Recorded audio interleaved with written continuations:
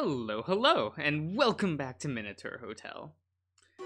We're here in the kitchen with Wolfu-chan. I don't know. This segment's long, but I don't mind because the Wolf is fun. Wolf is neat. I like him. Oh man, excuse me for a minute. Sorry, I'm playing around with some audio things. Probably sounded weird. Anyway, a pain of hunger urges through the wolf to continue foraging for food. His prior experience in the human village leads him to seek out anything that looks like it might contain scraps, plastic bags, or metal bins. Oh. After a bit of searching, he nudges open a lidded pot and finds leftover soup, long since cooled and congealed into a chunk of goo, into a gooey chunk. Great, chunky. Wait, huh? Wait a minute. Yes, that's that chunky goo. Never had as a single living creature before or since been so happy to discover an aspic. I don't know what that is, but okay. Cool. The world seems to regain a little color as he gets a whiff of the meaty ooze. The sterile? Is that one? The sterile numbness recedes as his nose processes its savory scent. Predominantly chicken. Oh, okay. Chicken. Sorry, there's a little bit of space after the K that kind of confused me a bit. You know.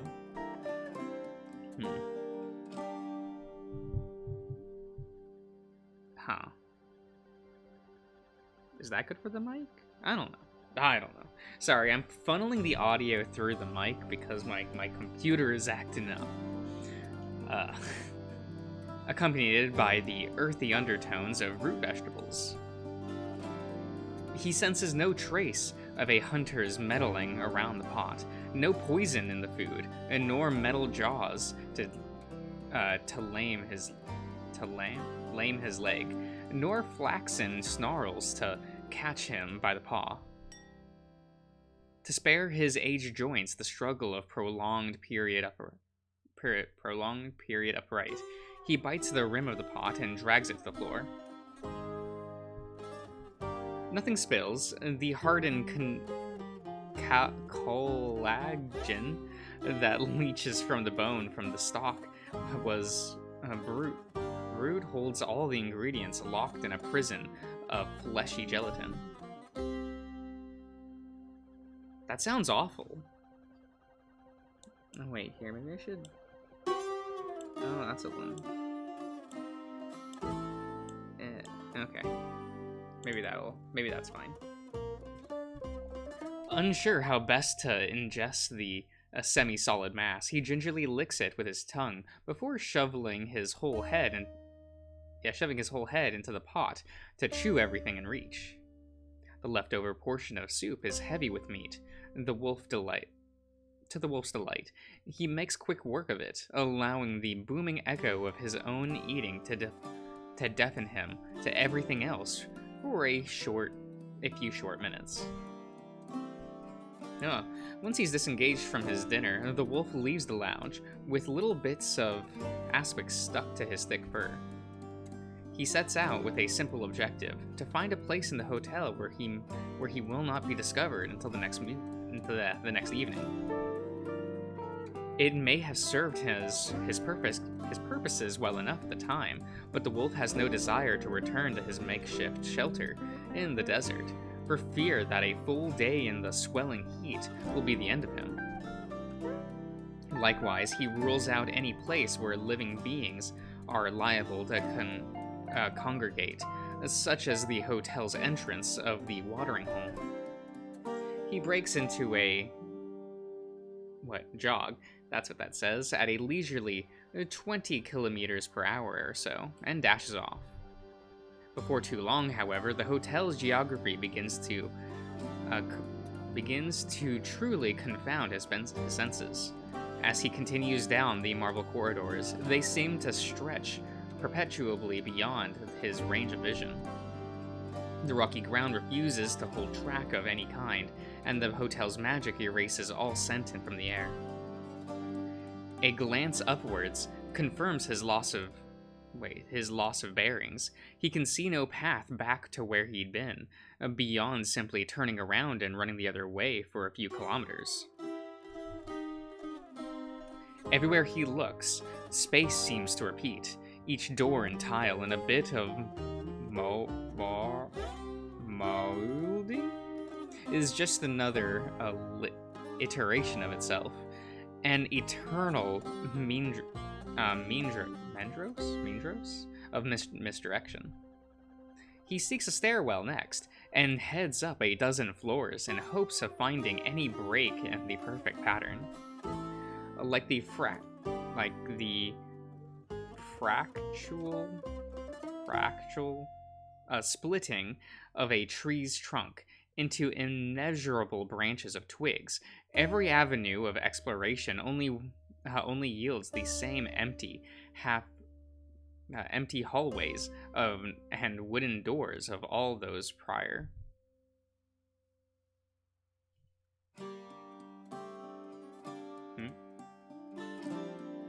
Oh. Okay. Spooked me there for a second. The wolf comes to a stop long before his stamina gives out. His thought process shifts into a cost-benefit analysis of a sort, conserving enough of his energy for the coming days is crucial, and he has no intention of spending more time seeking safe harbor than is strictly necessary. Whatever tricky is interfering with his other senses, his ears work well enough. He listens at every corner and every door for movement, be it footsteps or breathing. Silence. Sinking into the ground, he watches for any changes until his mind grows as empty as the hallway's horizon. Whoops. I did not finish reading that statement. Consciousness departs soon after. The old wolf's sleep is dreamless, as devoid of life as the world which greets him once he opens his eyes. The early hours of the day have passed without incident, just as he hoped. However, the nature of his new home carries an unforeseen drawback. He has lost all sense of time. Under normal circumstances, a simple look skyward would allow him to tell the hour, but the artificial suns embedded in the cave roof do not move through the rocky sky with the passage of time. Likewise, though the lights were dimmer when he first encountered, true darkness never seems to fall. No stars emerge from behind the veil of cloudy stone, nor are there any windows through which he could see the outside world if he so wished. Furthermore, the remoteness of the wolf's sleeping spot prevents him from using the behavior of other animals to judge the duration of his rest. Humans, he has learned, function best during the day. Conversely, many other species, such as deer and rabbits, become more active in the twilight hours to avoid the attention of predators. In any case, he uses metrics for measuring time as are rendered useless, as he can conclude what his circadian rhythm tells him. He has rested for long enough, and it is time to move on. Prudence bids him solve the most pressing issue first. If he is to live at any length within these walls, he must find more points of reference by which to navigate. He prepares himself for the journey back to the hotel's entrance, and then sets off at a middling pace, with eyes pleading with ears perking up. The wolf does his utmost to anticipate any potential threats before they emerge. However, as he rounded a corner no more than a few minutes' walk from his starting location, he finds himself mere paces away from his objective. At the end of the hall, the wolf can make out the bullman's silhouette and a human in conversation with him. Before either can notice his intrusion, he does an about-face and sprints back towards his hideout. The bipedal's violent reaction has made him wary of contact with it, and just as the abrasion on his side reminds him of his encounter with the human hunters. Once he has retreated a safe distance away, he turns around to make certain that he hasn't been followed. A perfunctory check, I hope that's the right word, before behind him reveals only the same cursed hallway stretching to infinity. The wolf sallies forth several times more, only to spook at the hotel's magic redirecting him towards his destination. He moves slower with each attempt, to be certain that his mind isn't playing tricks. The result is always the same, though his concentration never lapses.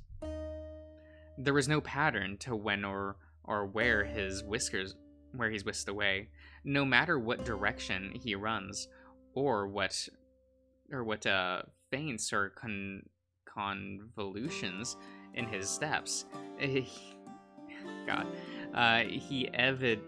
inevitably finds the hotel's entrance as soon as his mind turns towards it.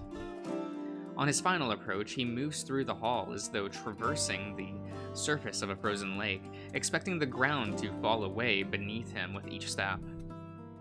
He seeks the seam, awaiting the same moment when space warps and delivers him somewhere impossible. If he can comprehend the rules by which his phenomenon operates, then he can turn it to his advantage. As he grows less panicked and more inquisitive, his intention changes, and the hotel responds. He comes out on the other side of the lobby and promptly ducks into the nearest alcove he can find. The shaft which holds the spiral staircase is of a large enough size that he can hide in the hollow beneath without much effort. In addition, when he is pressed flush against the curvature of the wall, his silhouette becomes even harder to notice.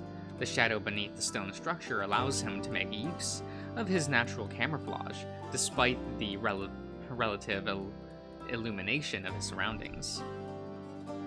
Though it means giving up both the advantage of sight and his ability to move as he pleases for the duration of the day, he has found a vantage point to stalk his quarry, where he may learn how the denizens of the desert not only survive but thrive, and how he may best integrate himself among them. Unlike the town from which he escaped, the wolf can perceive nothing resembling an economy of being. Both need and necessity seem as alien within the hotel walls as they are endemic to the world outside. You can tell from the irregularity of their movement that these people are accustomed to the languid lifestyle, not a single one possessing anything resembling a purpose or a sense of urgency.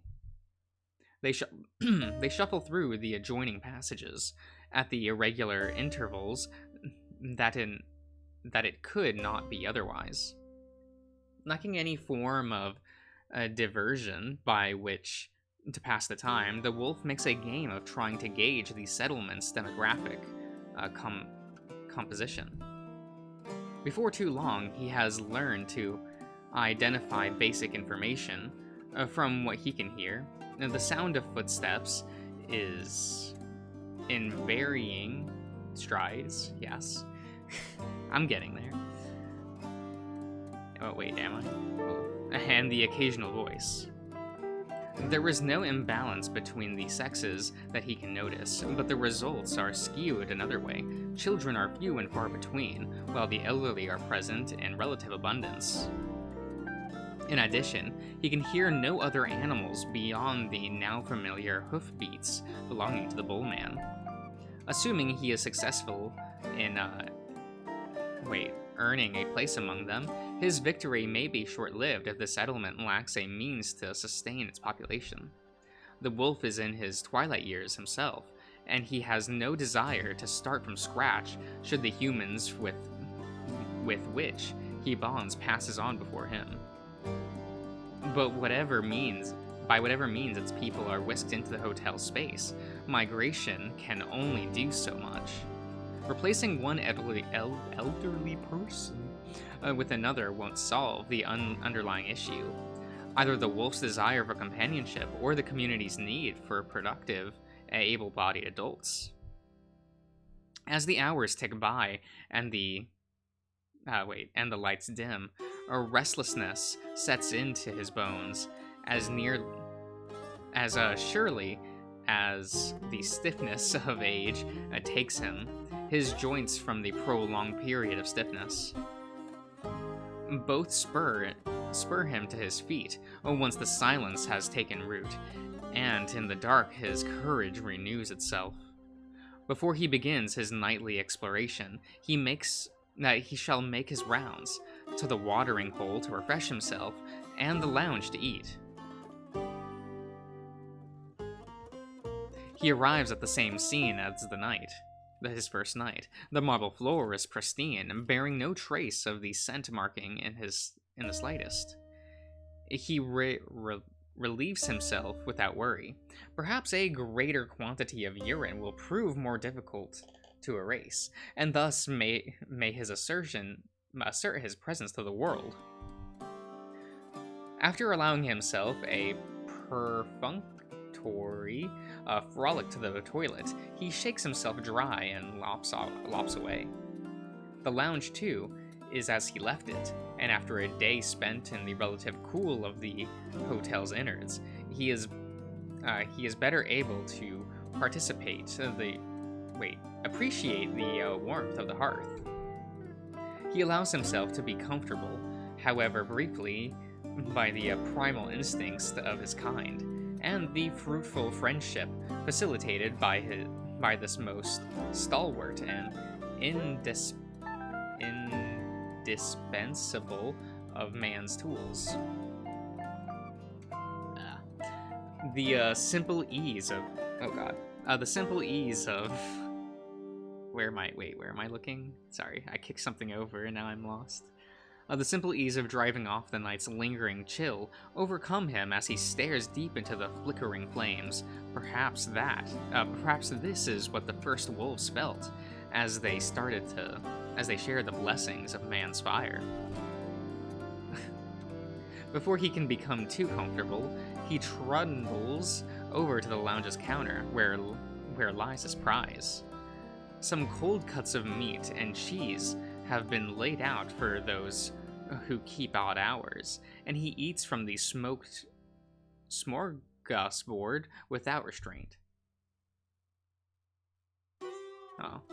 A thought occurred to him as he consumed the charcuterie? Where does it all come from? In the wild, the order of the ecosystem is well established. Every creature is immensely familiar with its food, from top to bottom of the web of life. Among humans, too, there is an orderliness to these things, whether on rural or industrial farms. Any animal meant to be eaten must be able to eat in turn. His current environs, cursed as they are, seem to laugh in the face of that natural order. Nobody works, yet everyone eats. There is nothing the old wolf can offer to earn his keep, because nobody needs to earn anything, and so he faces new options beyond throwing himself upon their mercy, or else continuing to live as a lowly scavenger in their midst. Cool. Outside eagle. But okay, I think this is probably like a decent place to stop, you know, new scene and all. So I will see you around, everyone.